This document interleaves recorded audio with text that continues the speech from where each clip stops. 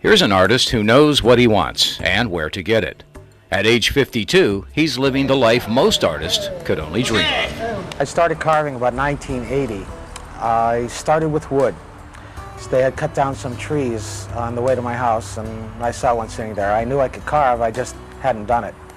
And then when I got the wood and took it home, started carving on it, I liked what I was doing, decided I wanted to try marble. The only way I was able to learn how to carve was to go look at the sculptures and then try to figure out how they did them. I found that by living in Italy 6 months out of the year, I was able to stay in better contact with the marble. I have to be in Italy in order to see the marble, in order to see what's coming out of the quarry, what part of the quarry is going to be available what year, and where the best blocks are going to be. Some of the world's finest marble comes from a town located in northwestern Italy, about 65 miles north of Pisa. The marble that I use comes from, the ancient name is Pavaccio. They have now nicknamed it Cava Michelangelo.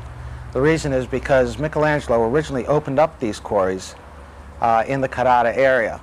And the marble that he used for the Pietà comes from the same quarry which I use for my work.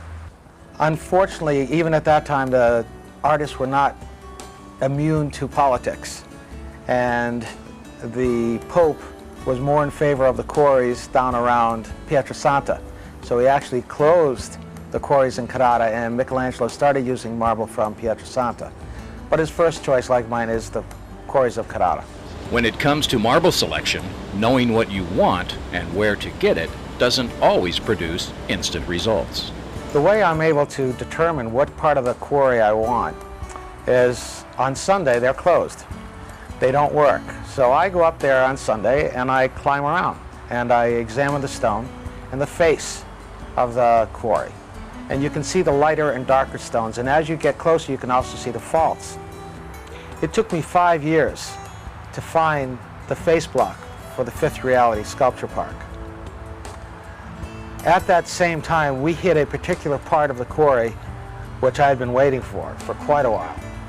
And luckily I was able to buy an 11-ton, 9-foot piece of marble. Because marble carving demands perfection, there's no room for error. Carve off too much or chip a spot with the wrong tool, and it's over. Marble is a one-shot deal. You do it or you don't. When it breaks, it's no longer any good.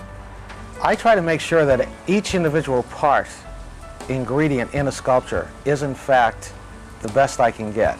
I use the best marble. I also use the very best tools.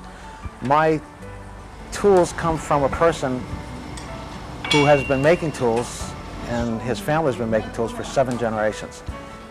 The sculptor's tools enable the artist to extend their concept to the marble, and they determine the outcome of the finished product.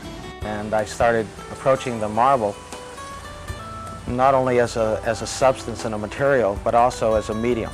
Everything that I do, I try to do in a manner that's uplifting, so that it adds to the glory of the life that I've been doing.